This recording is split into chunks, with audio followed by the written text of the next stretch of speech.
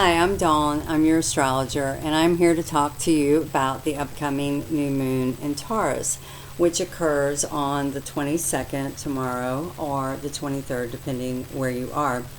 So, a new moon is the beginning of a new lunar cycle, and it's a time to set our intentions, our new intentions moving forward.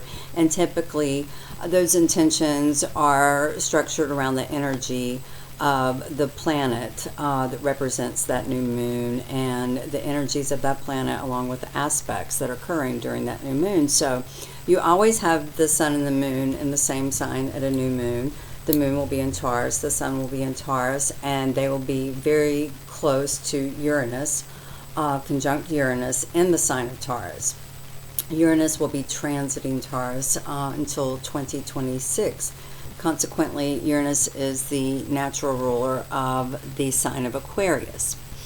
So, the new moon is a time where we begin a new lunar cycle. And so if you think back to the last lunar cycle on the full moon, the big, pretty, pink supermoon in Libra, what was occurring then? What was the theme?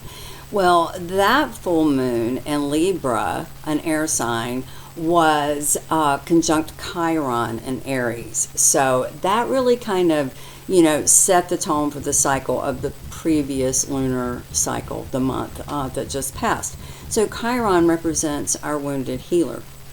And so the moon, the full moon, was conjunct Chiron in Aries, and this really triggers our inner wound. So, we really spent the last lunar cycle in an acceptance, an examination, and a healing of our wound. And so it was kind of a tough month. We were all wounded as a society, in this together. And so it's something we saw on a personal level and continue to see on a personal level as well as collectively. And so this energy is very, very different. This new moon, is in the sign of Taurus, which is a fixed earth sign, and is conjunct Uranus, which is a rapid revolutionary type of planet. So these are two very different energies. Uranus is a rebel, like a rebel of change. And so Taurus is a very fixed earth sign, probably the most connected to the earth of any of the signs.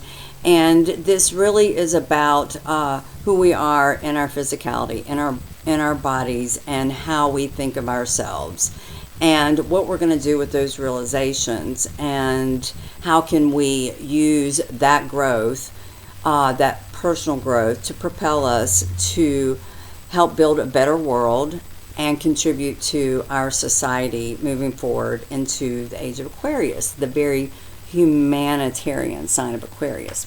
So Uranus is the natural ruler of Aquarius, and it is going to be square in this new moon to Saturn, which is currently in Aquarius. Saturn is rules and restrictions. So it is structures and slow and steady, Father Time, Lord of Karma. That is Saturn, which has moved out of Capricorn with the stellium of planets that were there back in January. It's moved into Aquarius for now. It will be retrograding back into Capricorn in July, and then back into Aquarius in November of this year. And so, these themes are really going to be playing out throughout the rest of 2020 and on into 2021, because these are outer, slow-moving planets, conjunct the energies of our interpersonal planets. So if you think about the last cycle of the moon, the full moon, being conjunct Chiron, our wound, and this new moon about this rapid expansion on our earth and getting connected to the earth and our health and our finances and how we make our money, and how we treat our resources and what our values are, what do we really value, squaring Saturn and Aquarius, rules, restrictions. We've had a decrease in our freedom, and Uranus wants freedom. The interesting thing is this month, I think, is about empowering that wounded healer, that wound that you healed that now helps you in healing others and healing your world and healing your earth and healing your life or your finances or your diet or your garden or whatever it is personally to you, your communications. So Chiron is in our solar system an asteroid that orbits in between Saturn and Uranus. So it literally, on a celestial realm, bridges our inner and our outer. It connects our interpersonal planets, those planets that are closer to the sun, and so they move faster and affect our daily, day-to-day, week-to-week, month-to-month, immediate lives. So those planets that are being aspected right now are interpersonal planets, Mercury, Venus, Mars. Are bridged by Chiron to these outer planets, these conjunctions to Uranus and Pluto and Jupiter and, the dance that they're doing in the background. And so I think this is a very interesting comparison when you think that we have taken that wounded part of us and now moving forward, we're saying, this is who I am and I'm loving who I am. And I have really come to terms with my values, and I've spent the last month re-examining and revamping my values. And so, I'm going to embrace my passions and heal myself. How do we heal the world? We start with healing ourselves. All right, so Uranus is about rapid revolution. It's the ruler of Aquarius, and, this is a prelude of what's to come. Like I said, these aspects, a lot of them that are occurring during this new moon energy, will be occurring again in July and November and play out through the rest of the year. And so this is really about that connection, that wounded part of us that links us internally and externally to our world. And so, our personal planets, Venus, Mars, and Mercury, have really been harmonizing lately, which hasn't happened. It didn't happen pretty much any of 2019. But, this year, it's been a little different. And now we've got Venus is harmonizing with Mars and Aquarius. And, Venus rules this new moon. It is the ruler of Taurus. And it also ruled the last moon cycle, the full moon in Libra. Libra is ruled by Venus, and Taurus is ruled by Venus. And so that is a clue right there that that's a theme of this lunar cycle as we set new intentions. It's a theme of love. Venus rules love and what we value. Venus rules our values. How are those changing? How do I value my personal life, and how do I value the world and what it represents and the structures that I live in that I have no control over? And so this is about, Mars and Aquarius, the humanitarian sign, Mars, our drive, right in between Venus and Gemini. Venus is currently transiting in Gemini, an air sign, so this creates a beautiful air trine from Mars to Venus, the cosmic lovers, the masculine, the feminine, the yin, the yang. And with these interpersonal planets that rule our everyday lives and harmony, right smack in the middle of them is Mercury. Mercury is our voice. It is the messages that we receive in our mind and how we communicate those. And it is in Aries, right in between Mars and Venus. So it is really saying, have that conversation with yourself. Who am I? What do I value? What do I need to completely demolish, let go of? Like, this is the end. This is the end of the cycle. We're moving forward new.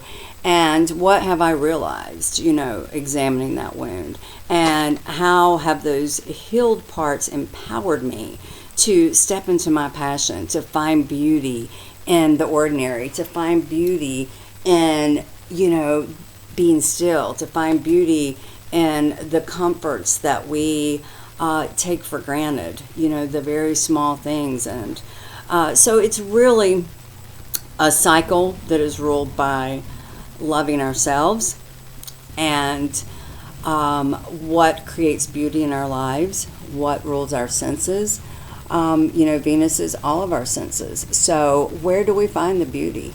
And how do we find it in a time of chaos and darkness? There's a lot going on in the background here with Jupiter conjunct Pluto, and I'll go a little bit more into that. But these personal planets are really asking us to bridge that inner with that outer, to step our healing up and put it into action moving forward so that we can make a difference in our lives and the lives around us. So, it's just amazing to me when you think about it how quickly humanity really does, fall back into that alignment with the basic part of nature. And I think that is such a beautiful theme in this Taurus time and as we're moving into Taurus season.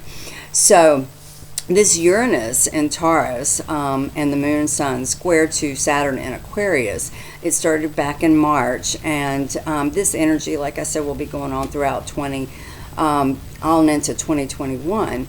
And it's really, as it retrogrades back into Capricorn, Saturn in December, what this represents is where we restricted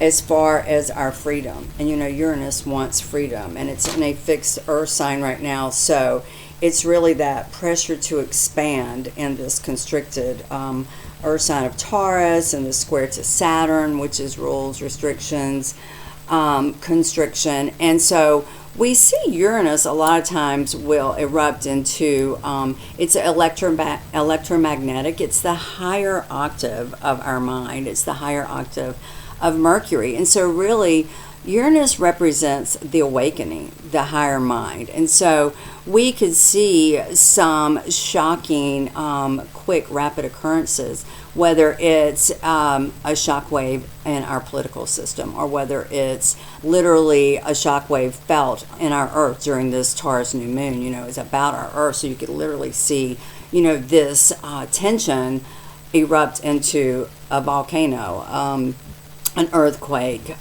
even like we saw the fires. That is the Earth's way of saying, I need change. Let's wake up here. And Uranus, working with Taurus, is bringing our attention to that. And we'll probably bring it to our attention a little more.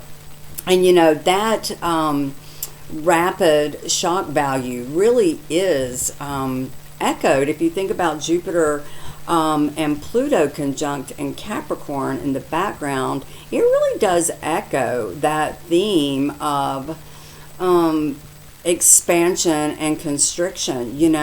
Pluto dissolves, destroys, disintegrates, and it also is considered a catalyst for power and empowerment, because it's a catalyst for transformation. Pluto dissolves, and so it sets the tone to build something brand new. And Jupiter is expanding that. And so when it expands what's hidden, Pluto is what's hidden in the dark. It may, Jupiter may expand some hidden power plays in our government, some information that we're not privy to. We may have a shock in our political system. There are a lot of conspiracy theories and things running, through our news and our social media. And so, we may have some information that has been hidden from us revealed in a shocking way. It could be something interpersonal like that in our daily lives, or Uranus square Saturn here and Jupiter and Pluto conjunct in Capricorn, where our systems are dissolving in the background, could also mean that, we see it on a global level. We see it in our daily lives and our desire for freedom as we move forward. The bottom line in all of that, though, is this is a cycle, the second one in a row, ruled by Venus in the most connected earth sign. And so I believe the power of Uranus here can be a revolutionary rebel for change in a positive way. If we really embrace a new way of using technology and connecting in a thread of humanity like we've done, it is a beautiful way to embrace that energy. and to go outside and to walk barefoot and to be out in nature when we can't be with other people. And when we do connect, we allow technology, for example, like this, to lead the way.